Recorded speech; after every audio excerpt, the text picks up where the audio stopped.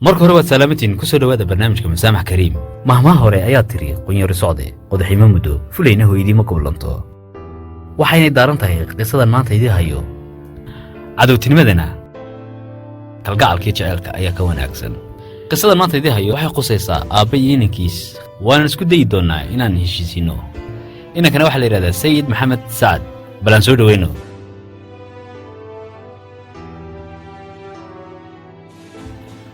أهلا وسهلا سودو سيد يوران وفي عنها مدن جورج سيد وما أنت كيمت نرق روح بدن واللي بهدي مصرا ما سنت مدن جورج يقورنا حواش هذا ميت قرستين هذو الحمد لله عرنا امسى الله ضاينا القرآن يعني هاي مقعينا عبدو أبو عبدو دادي سوي مسجري مكا ولا بشر إلهي كودايو إن شاء الله walaalo kalena uu heli doonaa hadduu la yiraahdo. haddaba Cabdu waxay dhibaato kala haysataa isaga iyo aabihii, laakiin dhibaatada kala haysataa waa dhibaato gobolku degan yahay ku kooban. qisadani waxay tahay qiso ku saabsan argoosi ana arimo muddo badan soo noqonayay. insha Allah Ilaahay nagu guuleeyay. haddaba khilaafka isaga iyo aabihii ka dhaxeeyay ayaa ahaa inuu inaadeerkiyo la dilay uu soo argooyo. gartay Sayid وكو عن سيدي أبيه. سيدنا قف مسكح بدن بوها صوفتا وحو يري ديق بوكانا يعني كي نادير كي دلنا وحرين هاي سيدا وقت وعاسي هذا الذي أبيه هذا أبيه وكعراضي هذا أدوسو أرقون ويدا ناديركا أنا قوة كدلي هو أبيه يري سيدا سوكم أوران ها ويري سيدا سو يري. المهم سكستيها طبعا سيد وكتغي tuuladii u deganaa wuxuuna soo degay caasimadii Masar ee Qaahira. haddaba khilaafka isaga aabihii ka dhaxeeyay 5 sano ayuu soo qaatay. xiriirkii waalidnimo martaas ku kala goosanaa. marna iskuma dayin inaad aabbaha u tagto aad la heshiiso. dad badan baan u diray si inuu dhexdhexaadiyaan anigii aabbahay, laakiin uu gacan seeray. aduguna inankiis curad ba tahay. ka weyn baan ahay. imisa walaalo leediin mid waxaan nahay hay iyaga naftirkooga ma u xiistay. waan xiisay 5 sano ku dhan ayaanad arag walaalada. hooyina way nooshahay soo maaha. hooyo way nooshahay, way wada joogaan macala odaygii. xitaa hooyo kulamay hadal oo xiriir kulamay sameyn. odayga u diiday. haddaba say doontaba ahaatee maxaad doonaysaa inaad ku dhahdo waalidka? aabba waxaan doonaya inay waxaan maskaxdiisu ka baxaan. dhiigga bini'aadamkuna ma fiicna. inankii dilay in adeerka uu joogay oo xidhan yahay soo maaha. maxkamadda xukuntay. imisa sano ku xukuntay maxkamaddu? 15 sano ayaa lagu xukumay. gartay ii sheeg haddaba maxaad ku oranaysaa? ii sheeg maxaad ku oranaysaa waalidka? haddana aabba ku caasiyey isaamax. dhiigga bini'aadankana aabba waa nala xaaraamay. haddana aabba dil geysto dhibaatadana way sii badanaysaa. beri ka maalina ilmahayga ayaa la dilayaa. godobtu ma fiicnee ilaahay aanu ka baqanno. waan ogahay, waan garanayaa. in badan baan dhegaystay. adigu laakiin si fiican baad u fakiraysaa. ma isleedahay waalidka hadalkaagu maqli doonaa? sababtoo ah mar horena waad u sheegtay oo waad ku tiri waxaan doonayaa adigoo caawinaya inaan arrintani ka dhaadhiciyo. insha Allah hadduu la yiraahdo anaguna waan isku dayi doonaa. laakiin waxaan doonayaa inaad la hadasho si yaro degan, weliba siduu inan aabi ula hadloo kale, si kalgacal ku dheehan yahay iyo wanaag iyo waalidnimaba. kuna dhahayso daanu inankaagii baan ahay, dhiiggaagii dhacaankaagii baan ahay oo waan ku xiisay in badanba. hooyaan xataa u xiisay. maanta anugu inan baan leeyahay. inankaan inaad aragtaan baan doonayaa inaad laabta ku haysaan. waxaan doonayaa waddooyinkaasoo kale inaad kula hadasho aabbaha. soo ma awoodid? waan awoodaa. insha Allah iska jir hadda. dooni ma inaad tirado aabba isaamaxood markiiba isbeddesho. si qurux badan oo degan ula hadal aabbaha. qalbigu waa shay qaaliya. si qalbi deehan. anigu waan xiisay. insha Allah waan la hadli doonaa. haddaba anagu waan u dirnay fariintii. bal aan isla wada aragno inuu oggolaado iyo in kale, iyo inuu iman karaba.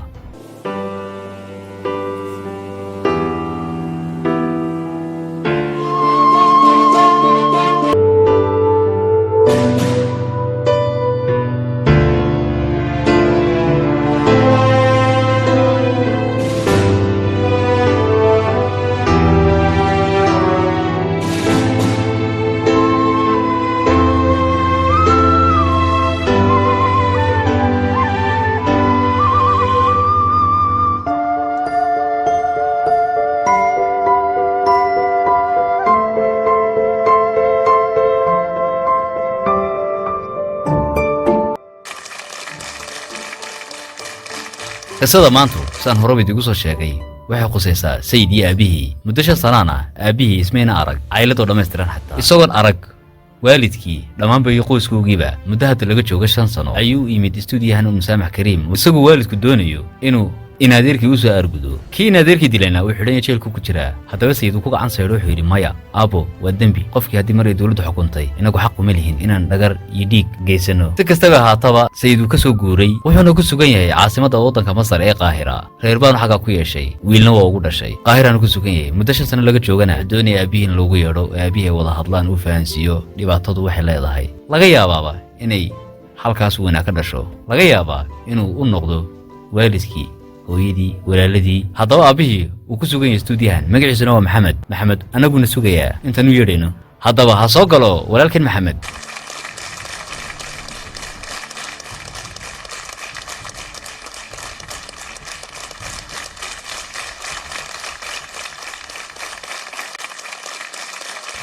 ahlan wasahlan walaal maxamed waa ku salaamay waad mahadsantahay mudane waa dhowahay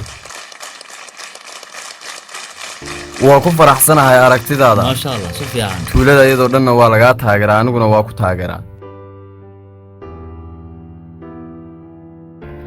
waad ku mahadsantahay soo fadhiiso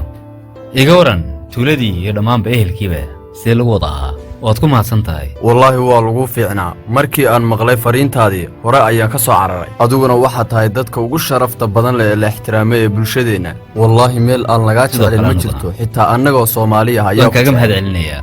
iga waran ciyaalkii iyo dhammaanba waa fiican yihiin ma sha Allah adigu maxaad ka shaqaysaanaa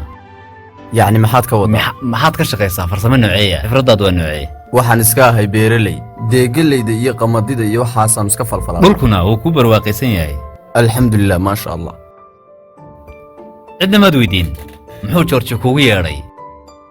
amba barnaamijkan cidna maad weydiin soo wallahi cidna ma weydiin kalsoonidaada waan kaaga mahad celinayaa goortii ay warqadu soo gaadhayba de isla markiiba waa soo cararay waan kaaga mahad celinayaa de waa ku jecelnahay aniguna sidoo kale aan baan jecelahay daba maxamedow anigu khayr baan ku wadaa barnaamijkanna waxa la yiraahdaa Musaamax Kariim waana dartan malinaya qof baa jira aniga iga dalbaday inaan adiga ku yeedho sababtoo ah anigu adiga kuma aqoon haddan isbaranay waanad ku mahadsantahay qofkaasina waa qof agtiisa aad ku weyntahay wax ma ku fakirtana maskaxdaada qofna ma ku soo dhacay yacni madad ay na soo kala dhex martay wax gudub maya de haddaba gudub mooyaane cid kale wax iga sheeganaysaa ma garanayaanu insha Allah hadduu la yiraahdo waxay noqon doontaa kadis qurux badan insha Allah haddaba shaashada eeg waxaad ogaa doontaa qofka adiga ku yeedhay halkaas eeg haddaba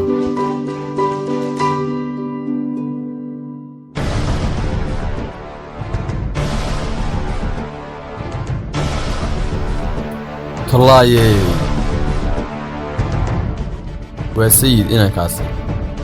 waa sayid inankayga weeye waa sayid inankaagii ma u xiistaynaa laakiin wuxuu aniga igu sameeyey wax yar ma ahayn weliba ninkani madaxaygii ayuu hoos geeyey maya cidna adiga madaxaaga hoos ma geenayso welibana 5 sano ayuu ninkani iga dhintay aniga yaa abu sayidow aamudana waa ku maqlaya warqad uu ku soo diray ayaan ku akhrinayaa dhageyso wuxuu ku leeyahay aabbahayga qaaliga ahow waad og tahay inaad tahay shakhsiga keliya igu qaalisan dunida anigana noloshaydii marnaba hadalkaaga maan jebin weligayna hadal kaama khilaafin laakiin qasab bay igu noqotay inaan ka cararo iyadoo ay beri ka maalin ay dhici karto inaad aniga adii oydo dhiigga aadmiguna wuu nagu sii kordhayaa qalbiyada jabanna waa sii kordhayaan inaan kaa fogaado aniga dhib weyn bay igu ahayd dunidana adiga la'aantaa ma joogi kara aabbo aad baanan kuugu baahanahay mana jecli noloshayda inaad marnaba aan kaa cadhaysiyo adiga aabbahayga qaaliga ahaayow aniga inaad iga cadhooto marnaba ma jecli aabbo garabkaaga ayaan u baahanahay waxaanan doonayay inaan kugu soo noqdo aan agtaada joogo ku gargaaro wakhtigaad ii baahan tahay anigu maanta dunida waxba ka dooni maayo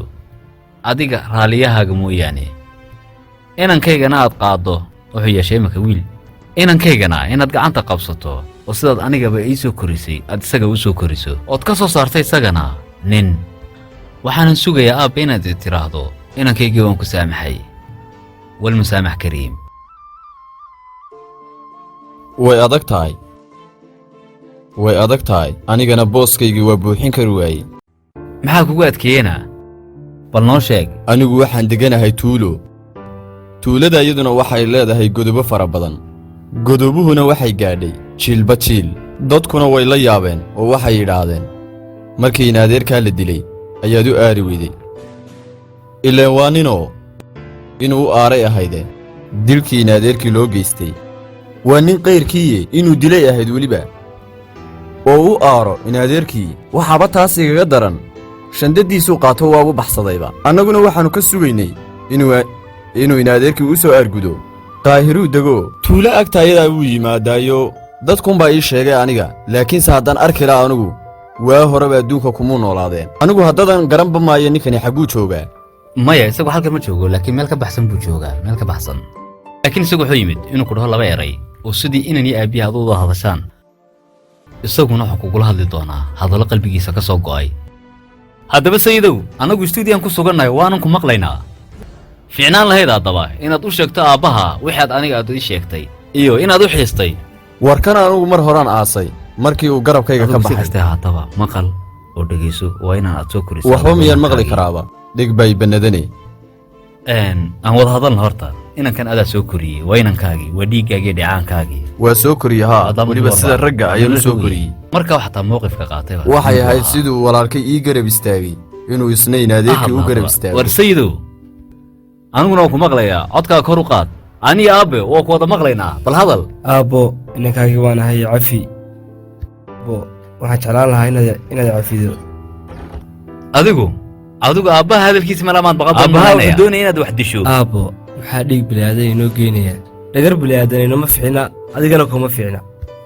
ubadkeenna uma fiicna aakhriya adduunyaba waa inala jarayaa beri ka maalin anigaba godob ahaan baa lii dili karaa adigana murugii ciil bay kugu noqonaysaa ninka aad leedahay soo dilnaa maxkamaddu ayaa xukuntay dee xukunkiisu ninkii inaadeerkaa dilay waa nool yahay kadib ayuu xabsiga ka soo bixi doonaa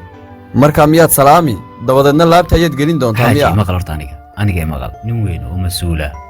oo maskax weyn baad tahay anigay maqal nin fiican baad tahay maxaa kugu maqlaa waan ogahay gebigayguba waxaan ku yidhi ninkaasi cudur buu iqaadsiiyey ilaahay ku caafiyo waan dareensanay iikariya macaanba waan yeeshay markaad ii yeedhayna milyuun baan moodayey laakiinse haddaan kan moodayo wallaahi baanaan imaadeen maya kani inaan bayi maaha maalinkuu garabkayga banneeyey dhinacayga ka dhintay ma kan baa yidhi hooyadii baan doonaya inuu arko aabbo waxaan doonaya inaan walaalada iyo hooyadayba arko ma kaagan baa ilaah waxaan doonayaa inaan arko maya ma arkaysid dhammaan dadkani meesha fadhiyo hortoodana waxaan kugu leeyahay arki maysid waad naga dhimatay annaga bes oo annaga awlaaddiisa maxaa naga galay ma annaga la dhalnay isagaa dhalay intaanu dhibaatada ku jirnay qoyskayga 4 qof ayaa ka dhintay weliba iyakoo dhallinyaro ah war 20 miyay dhintaan kuwaasi si sharaf la ayay u dhinteen sidaadoo kale ma ahayn war kuwaasi raggee sidaadoo kale kama jeedin maqal xaaji haddaba anigay maqal horta dhegtu waa ay xanuunaysaa ninkanna hadalkiisa maba doonayaba inaan maqlo araggiisuna waa y dhibayaa dhibtan iga muuqatoo dhanna dhammaantood isagaa ii keenay anigay soo eeg isaga waxba ha eegin aniga ila hadal qisadanoo kale annaga wayna soo martay laakiin waan dhammaynay dil baana ahayd reer Sohaaj bay haayeen waxaana ka baxay qoyskaa dhan 16 shakhsi waana heshiiyeen sidaynu ognahayba dagaal wiil kuma dhashee wiil baa ku dhintaa iskaxdaada ka saar godobtan iyo aanadan iyo adiguna taad imika aad guwaabinaysaana waa godobtaasun waa dhaqan xun adigunbaa soo afjari karaa maaha dhaqan hadda casrigan lagu jiro u fiican dhalinta soo koobcaysa qarnigii 12aad baan ku jirnaa mana fiicna waalidku inuu ku gobaabiyo dhiig iyo dhagar qofkii nagala dilana waanu ka aargoosannaa oo waxaanu dilnaa kii dilay annaga keliya kuma dhaqannay ilaa jiilashaayada dambe ee soo dhalan doona ayaa ku dhaqmi doona annaga iimaankeennu dhaqankeenna iyo iimaankeennuba ayaa ina faraya waxaan inaan iska joojino haddii aynu nahay dad mu'miniina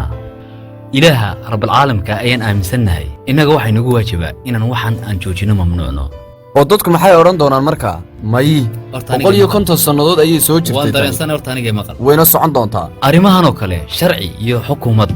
ayaa ku shuqul leh iyadaana xukunta ciddii dembiga geysataa inagu oo shacabkeena qaar falkaasi geystay oo kaleba dawladdu waa iska soo deysay xukunkoogii ayay dhammaysteentay wixii dilalkaasi geystay oo dhanba marka la soo daayo magaalooyin kale ayuunbay ku noolaadaan ma dawlad baa wax ka qabataa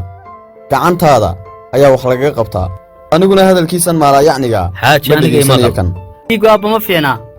waad ogtahay kuwii geystay godobta wixii gaadhay war rag bay haayeen kuwaasi waxba kaama gelin wixii ku dambeeyey iyo dhammaanba cayladoodii kuwaasi rag bay haayeen adiga maxaa kaa galay noocaagaasoo kalena may noqon intay baxsadeen haddana iska guursaday oo ubad iska waadu dhalay inankaaga maynu dhintaad la doonaysayna ha dhinta dee kollayba maalin ayuu dhimanayey xitaa sharaf ayaan yeelan laho madaxayga kor ahaan laa hadduu xitaa dagaal ku dhiman haddaba lahaa xaaji anigay maqal aan wax ku dhaho dhagar dhiigu midhashaa haddii aad wax dishana adunba lagu dilayaa masaamaxaysaa oo ma odhanaysaa masaamax kariim oo u oggolow inankaagu inuu qoyskiisii iyo isaguba agtaad u soo wareegaan naxariis aabbana sii tallaayo anigu malaa wiilkaygii maaha ma dhalin ba anugu eeg oo la hadal oo ku dheh adoo sidii raggoo kale ku dheh anigu waan ku saamaxay aabba khalaas masaamax kariim aabba iska kii cafi eeg hadda ninkan haddaan magaalada xitaa geeyo mar weliba waa igu dhagaadig yahay oo waa iga soo hor jeedaa halkan ku heshiiya waxba magaalada isku raacina halkan ku heshiiya magaalada waxba u kaxaysa oo ma heshiin baa hadhay haddaba soonagan wada hadlayna ee is hor fadhinaa damay gidaarkan idinka hor qaadi oo lahayd imika waxaad iga dhaadhicinaysaa gidaarkan ayuu ka dambeeyaa marka hore waxaad ilahayd Haa. meesha ma joogo haa mee xagguu joogaa balitus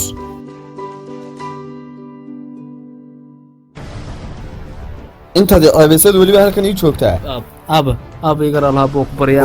waxba ku saamixi maayo aabba ku ninkaaga wixii aan ogaa geystay baa ina saamaxaya aabba ku baryaa bisaamaha bimacaan maya xaggayga saamaxaad kama lihiin sida xagid ku dhagaysaa faraha iga qaad xagad igu dhegdhegaysaa aabba ku baryaa iga daa faraha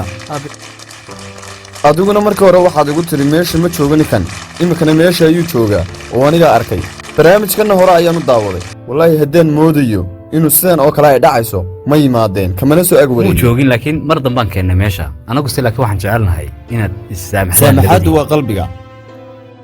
waan ogahay waa qalbiga si kastoy ahaatana ta isagu waa inankaygii qalbiga ayayna ka soo adiguna boodaa saamaxday hadda waad u saamaxaaddu tagtay maxaad ku tiri se maxaad ku samaysanaa wallaahi tani waa saleele kurta ayaan ka goyn lahaa dadkan meesha fadhiya ayaan ka xishoonaya beri hore ayaan gacan saari lahaa inaan ka ninkan fiicnaan inaad saamaxdo haddana kollayba laabta geliyebe wax dhibaataa oon u qabaanu ma jirto oo waan idiga hor qaadnay gidaarka oo mar horead saamaxday miyaa aayo iska qaad waan ka qaadnay gidaarka soo maaha aayo iska qaada haddaba ka qaada gidaarka